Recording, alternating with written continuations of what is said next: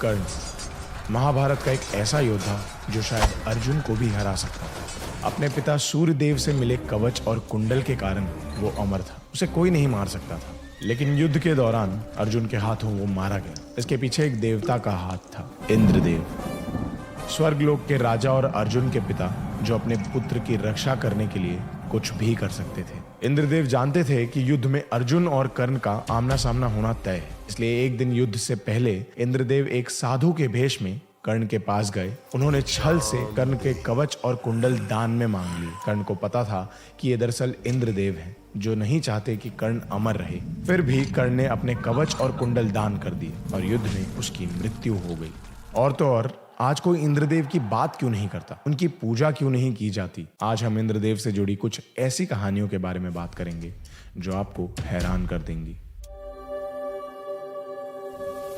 इंद्र, जिनका मुख्य अस्त्र वज्र है और जो एक 4 दांतों वाले सफेद हाथी ऐरावत की सवारी करते हैं। वेदों के अनुसार इंद्रदेव ने कई बार देवताओं को और पूरे स्वर्ग को अनेक राक्षसों से बचाया था। लेकिन जब एक बार वृत्र नाम के एक खतरनाक राक्षस ने स्वर्ग को अपने कब्जे में करा, उसने साथ ही धरती से सारा पानी भी चुरा लिया था। उस समय इंद्रदेव ने यह प्रण लिया था कि वो स्वर्ग को जीतने के साथ पृथ्वी पे पानी भी लौटा लाएंगे। पर वृत्र को मारना इतना आसान नहीं था। उसे एक वरदान मिला हुआ था कि उसे किसी भी हथियार से हराया नहीं जा सकता था। इसलिए इसका हल निकालने के लिए इंद्रदेव ब्रह्मा जी के साथ ऋषि दधीचि के पास गए, क्योंकि सिर्फ उनकी हड्डियों से ही एक ऐसा अस्त्र बनाया जा सकता था जिससे वृत्र को मारा जा सकता। और वैसा ही हुआ। ऋषि दधीचि ने अपने प्राण त्याग दिए और उनकी हड्डियों से इंद्रदेव के वज्र का निर्माण किया, जिसका इस्तेमाल करके इंद्रदेव ने वृत्र को मार गिराया। इस युद्ध के बाद सभी देवताओं ने इंद्रदेव से प्रसन्न होकर उन्हें अपना राजा घोषित किया था और इंद्रदेव ने धरती पर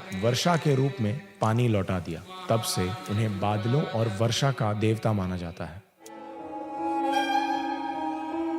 इंद्रदेव की पत्नी का नाम शची था। हालांकि उनके कई और संबंध भी थे। स्वर्ग के सभी अप्सरा और गंधर्व मानो उनके ही पोजीशन में थे। स्वर्ग के सबसे खूबसूरत बगीचे नंदन कानन में कल्प वृक्ष जैसे पेड़ थे। ये पेड़ किसी की भी कोई भी इच्छा पूरी करने के लिए जाने जाते थे। जहाँ एक तरफ इंद्रदेव के पास किसी भी चीज की कोई कमी नहीं थी, वहीं असुरों के पास हर चीज की कमी थी। इसलिए अक्सर स्वर्ग पे असुरों का आक्रमण हुआ करता था और इसके चलते इंद्रदेव अक्सर युद्ध में व्यस्त होते थे। ऐसा माना जाता है कि देवों की हमेशा विजय होती है, लेकिन इंद्रदेव की कहानी में विजय के साथ पराजय के भी किस्से पाए जाते हैं। इसलिए जब भी असुरों का पलड़ा भारी होता, इंद्रदेव त्रिमूर्ति की सहायता मांगते थे। उनके सहारे इंद्रदेव स्वर्ग को वापस पा लेते थे।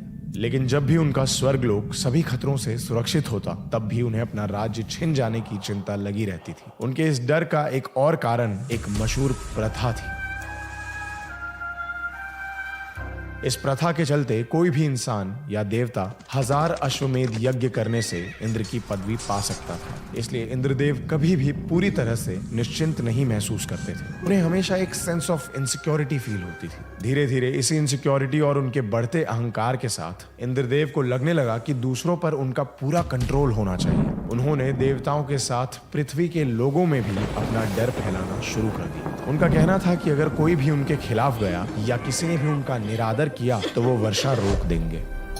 अपनी फसलें बचाने के लिए पृथ्वी लोक के वासियों ने इंद्रदेव की पूजा करनी शुरू कर दी। इंद्रदेव हमेशा यज्ञ या तपस्या कर रहे इंसानों और ऋषियों से भयभीत रहते थे। उनके मन में एक ही विचार आता रहता था, ये लोग कहीं तपस्या और यज्ञ करके मुझसे मेरा सब कुछ छीन न ले। इसी कारण इंद्रदेव नई नई तरकीबों से लोगों की तपस्या और यज्ञ में बाधाएं डालने की कोशिश करते। ऐसे ही एक दिन जब इंद्रदेव ने गुरु विश्वामित्र को तपस्या में लीन देखा, तो उन्होंने मेनका नाम की एक अप्सरा को उनके पास ध्यान भंग करने भेजा और ऐसा करने में वो सफल हो गए।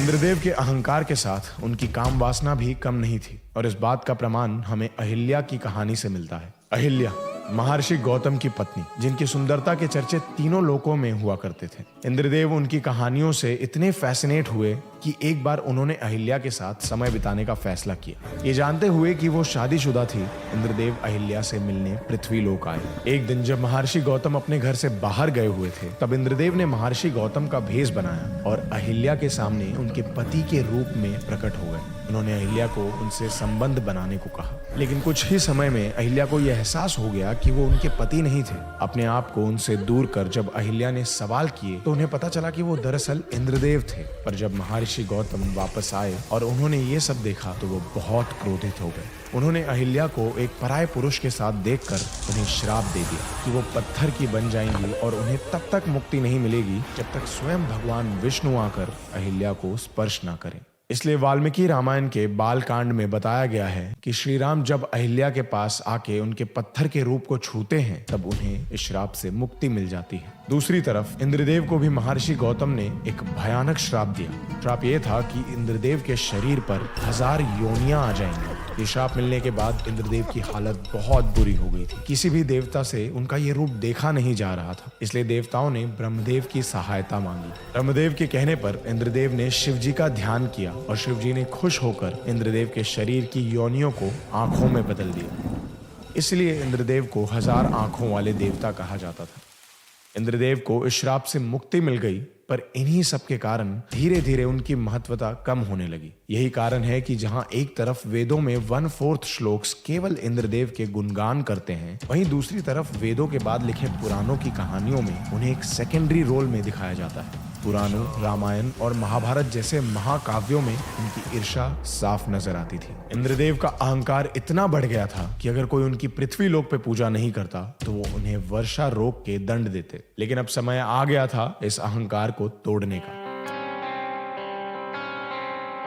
वृंदावन के गांव में एक दिन बहुत बड़ी पूजा की तैयारी की जा रही थी। वहां रहने वाले 7 साल के श्री कृष्ण के मन में प्रश्न आया कि आखिर ये सब किस देवता को प्रसन्न करने की कोशिश है। तभी उन्हें वृंदावन के लोगों ने बताया कि ये पूजा इंद्रदेव के लिए की जा रही थी ताकि वर्षा होती रहे। ये सुनते ही श्री कृष्ण ने कहा कि इंद्रदेव की वजह से वर्षा नहीं होती। सभी चौंक गए। श्री कृष्ण ने उन्हें समझाया कि गोवर्धन पर्वत की वजह से वर्षा होती है, इंद्रदेव की वजह से नहीं। गोवर्धन पर्वत के कारण बादल आकर्षित होते हैं जिनसे वर्षा होती है। गाय और बैलों के लिए चारा भी गोवर्धन पर्वत से ही मिलता है। ये समझाने के बाद श्री कृष्ण ने वृंदावन के लोगों को इंद्रदेव के बजाय गोवर्धन पर्वत की पूजा करने का सुझाव दिया। सभी को उनकी बात सही लगी और उन्होंने गोवर्धन पूजा की तैयारी शुरू कर दी। जब स्वर्ग में इंद्रदेव को ये बात पता चली तो उनके क्रोध की सभी सीमा पार हो गई थी। उन्होंने अनेक काले बादलों को इकट्ठा कर उन्हें वृंदावन पर गरजने का आदेश दिया। वृंदावन में एक भयंकर बाढ़ आ गई। सभी ने अपनी जान बचाने के लिए श्री कृष्ण से मदद मांगी।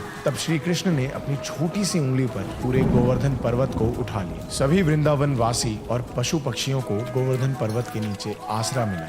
वृंदावन में 7 दिनों तक तेज बारिश हुई, लेकिन श्री कृष्ण ने गोवर्धन पर्वत के नीचे सबकी रक्षा करी। इंद्रदेव की सभी कोशिशें नाकाम होती रहीं और आखिरकार उन्हें हार माननी पड़ी और उनका अहंकार टूट गया। उस समय से आज तक श्री कृष्ण के कहने पर इंसानों ने स्वर्ग के देवता इंद्रदेव के जगह अंतर्मन के भगवान की पूजा करना शुरू कर दिया और ये प्रथा आज तक चल रही है। इंद्रदेव की कहानी से ये समझा जा सकता है कि कोई भी कितना भी शक्तिशाली क्यों ना हो, लेकिन अहंकार बहुत कुछ खत्म कर देता है। इंद्रदेव के बारे में आपको और कौन सी कहानियां पता है, हमें कमेंट करके जरूर बताइए।